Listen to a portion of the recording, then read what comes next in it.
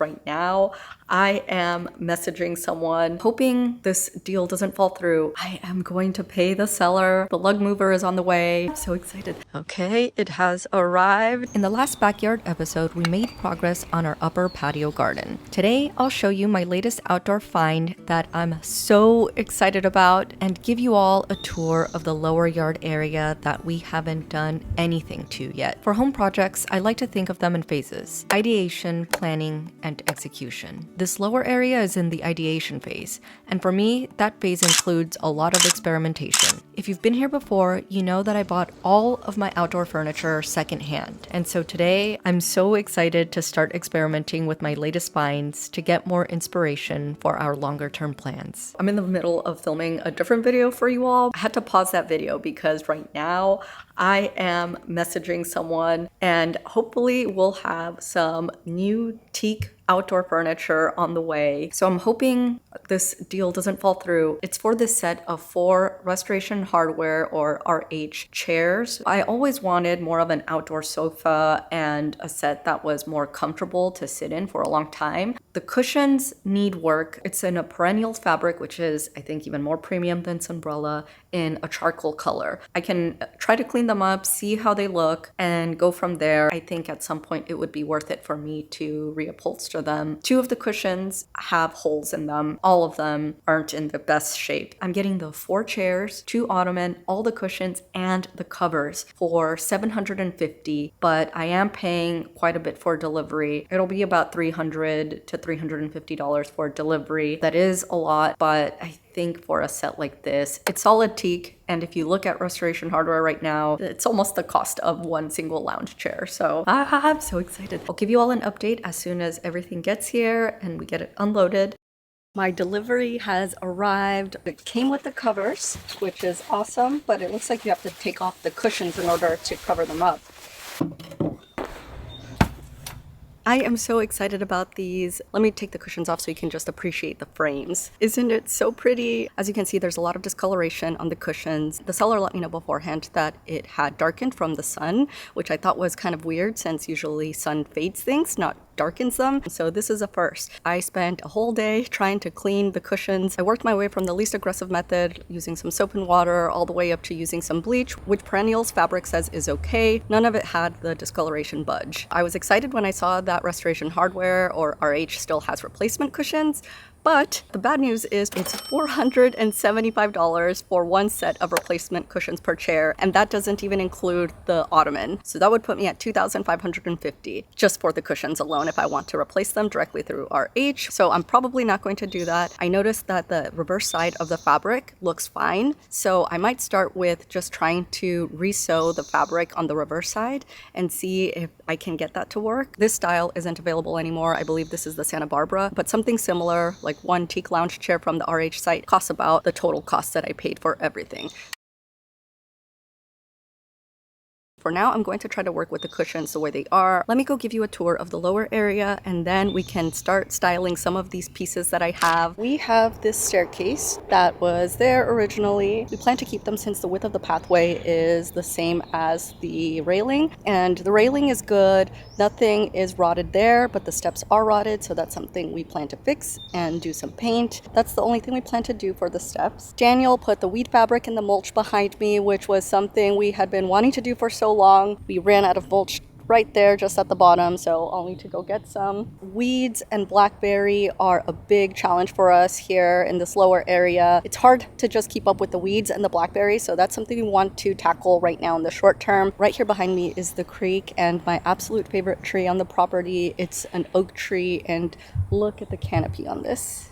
In terms of plans, we're thinking about both short-term and long-term plans. As you all know, I like to experiment with things a lot. I like to try to find affordable pieces or pieces that I plan to have for a long time. Right now, in this lower area, I want to play around with furniture placement as I think about the ways I want to use the space. Down here is where I get the most sun for most of the day, so this is where I'm thinking about putting some planter boxes for both a vegetable garden and a cut flower garden. We're not sure what to do with this middle area. And then off to this other end, we plan to put a shed. In the long run, we're thinking about doing a retaining wall here and a retaining wall there. We're thinking about completely leveling off this area so that it's flat, since right now it is at a slope. I'll show you some of my inspiration. Along the perimeter, we want to do some plantings or some fencing that will give us more privacy. Since we're at a higher elevation than most of our neighbors, planting some things behind me on the slope will also give us a lot of privacy at the top area. I want to bring 2 of the restoration hardware chairs behind me. Then I want to use 2 of them with the ottomans in the front yard. So I'll show you that another day. I also have 3 wrought iron chaise lounges.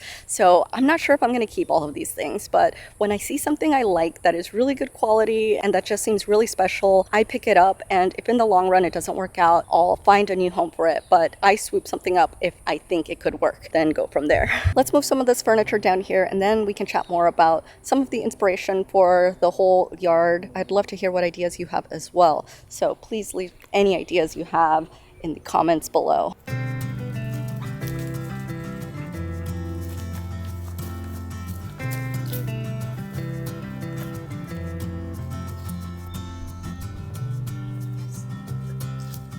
Much. Flies.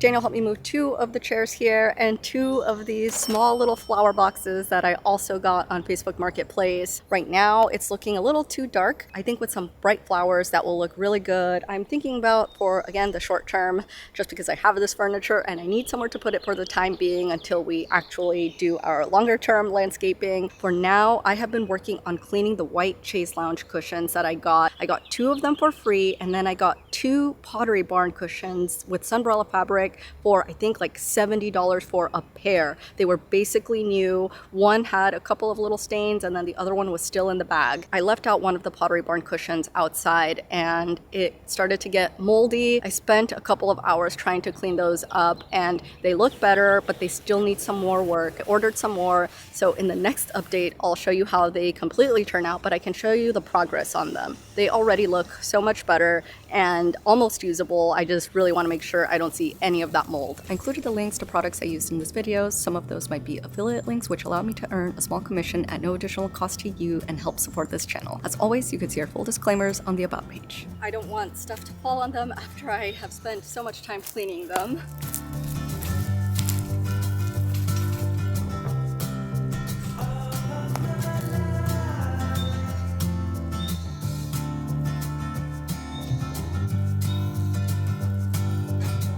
I'm still waiting for the cushions to dry. Right now, I'm not loving things. You know, it's not done. It's experimenting. This is what I did in that upper area. I tried things, I moved things, I bought things, I sold things, and eventually I landed on something that I really liked. I'm gonna do the same thing here.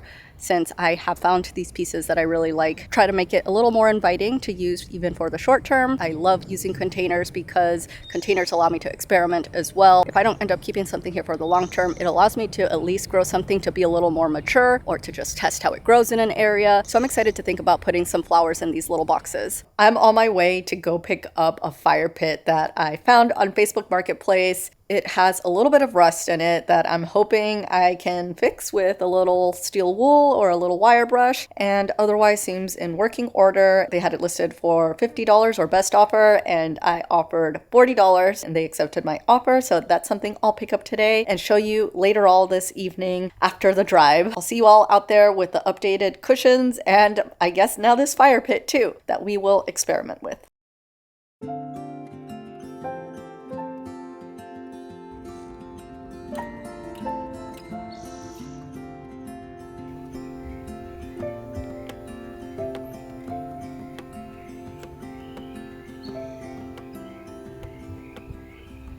I'm really excited about that furniture, but as you can see, that entire lower area is a work in progress. I've been collecting all the pieces I have down there over the past few years. The RH set is my most expensive piece to date. It was a splurge, but I'm really happy with it, even though it needs some work. Let me give you some background on the inspiration that I have for the landscape around our property. It's how I've been approaching this upper area and how I plan to tackle that lower area. I have 3 main inspiration points that are driving how I'm approaching our landscape. The first one is to support our California local ecosystem. The next main inspiration I have is Napa. That's where Daniel and I got married. The last main inspiration point are French gardens. Daniel and I got engaged in the Palace of Versailles. That was my first trip to Europe, and on that trip we also found out that our offer was accepted for this house. That was such an exciting time. Let's dive into these a little more. For me, it's important that we support the habitat here where we are. That means choosing plants that support our wildlife. Some examples of plants that I like are California lilac, yarrow. That's something I have to do more research on, but that I'm thinking about. The climate here has become more unpredictable. We have gone from drought to very heavy rains, so it's important that we also have a lot of plantings that are drought tolerant. The next inspiration point is a Napa vibe. What I really like about Napa is that it's a blend of both old world and new world. It has a countryside feel. You can go to wineries that are a castle, like this one that we went to, and then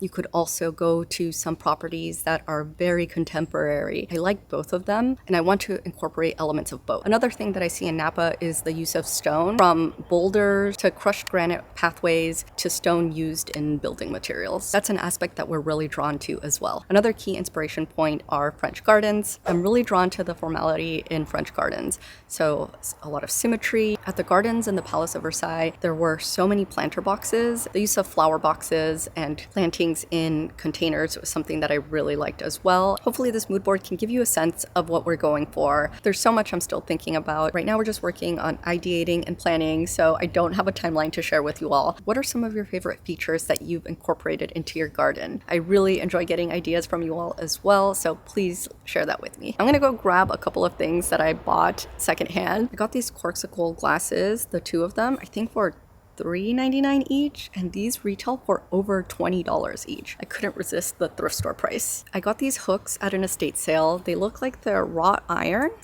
I'm not sure where I'm going to use them, but I thought that they were so pretty and worth picking up to have on hand just in case I can find a good spot for them. I hope you all enjoyed this video. Thank you so much for watching. I'll see you all at the next one.